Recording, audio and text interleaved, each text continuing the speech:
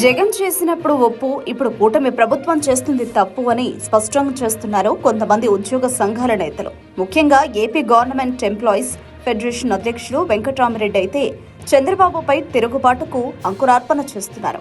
ఇప్పుడు కూడా అదే పని చేస్తున్నారు. తాజాగా కూటమి ప్రభుత్వంపై విరుచుకుపడ్డారు. సచివాలయ ఉద్యోగులతో పెన్షన్ల పంపిణీని తప్పుపట్టారు. వేకోజామున పెన్షన్లు పంపిణీ చేయకపోతే ప్రపంచం తలక్రిందులవుతుందా అంటూ మండిపడ్డారు వెంకట్రామిరెడ్డి. కూటమి అధికారంలోకి వచ్చిన తర్వాత సచివాలయం ఉద్యోగులతో పెన్షన్ల పంపిణీ చేపడుతున్న సంగతి తెలిసిందే. అయితే తెల్లవారుజామునే లబ్ధిదారుల ఇళ్లకు వెళ్లి పెన్షన్లు అందించడం ఏమిటని ప్రశ్నిస్తున్నారు ఆయన. ఇంతకంటే దారుణం మరొకటి లేదని, ఉద్యోగులకు అనుకూల వాతావరణం అంటే అదేనా అని ప్రశ్నించి సంచలనం సృష్టించారు. ముఖ్యంగా మహిళా ఉద్యోగులు అసౌకర్యానికి గురవుతున్నారని చెప్పుకొచ్చారు. మరోవైపు కూటమి ప్రభుత్వాన్ని టార్గెట్ చేసుకున్నారు ఉద్యోగ సంఘాల నేత వెంకట్రామిరెడ్డి.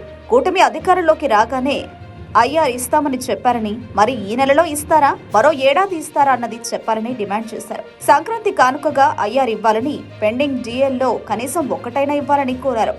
ఒకవేళ ప్రభుత్వ ఉద్యోగులను ఎవరైనా ఇబ్బందులు పెడితే వారి పేర్లు రాసి పెట్టుకోవాలన్నారు. భవిష్యత్తులో అలాంటి వారు తగిన మూల్యం చెల్లించుకోవాల్సి ఉంటుందని హెచ్చరించారు వెంకట్రామిరెడ్డి. టీడీపీ కార్యకర్తలు వస్తే టీ ఇచ్చి గౌరవంగా కూర్చోబెట్టి పనిచేసి పంపాలని, మంత్రుల నుంచి హెచ్చరికలు వస్తున్నాయని, పనులు చేయకుంటే మీ సంగతి చూస్తామని హెచ్చరిస్తున్నారని, సమావేశాల్లో కింది స్థాయి అధికారులను తిడుతున్నారని కూడా మండిపడ్డారు. రాష్ట్రంలో అధికారంలోకి వచ్చిన కూటమి ప్రభుత్వం ఉద్యోగులకు ఇచ్చిన ఏ హామీని కూడా నెరవేర్చలేదన్నారు. ఉద్యోగుల బదిలీలు, పదోన్నతుల విషయంలో సైతం వేధింపులకు గురిచేశారని గుర్తు చేశారు. కాంట్రాక్ట్ ఉద్యోగులను రెగ్యులర్ చేస్తామన్న హామీ కూడా కార్యరూపం దాల్చలేదన్నారు. వైద్య ఆరోగ్య శాఖలో 1000 మందిని తొలగించారని గుర్తు చేశారు.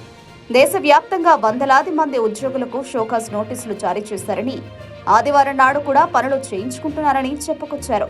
గత 5 ఏళ్లలో వైసీపీ హయాంలో ఒక్క ఉద్యోగ సంఘ నేత కూడా అప్పటి ప్రభుత్వానికి వ్యతిరేకంగా మాట్లాడలేదు. వెంకట్రామిరెడ్డి లాంటి నేత అయితే చాలా సానుకూలంగా ఉండేవారు. ఇప్పుడు అదే ఉద్యోగ సంఘ నేత కూటమి ప్రభుత్వంపై విరుచుకుపడడం ఆందోళన కలిగిస్తోంది.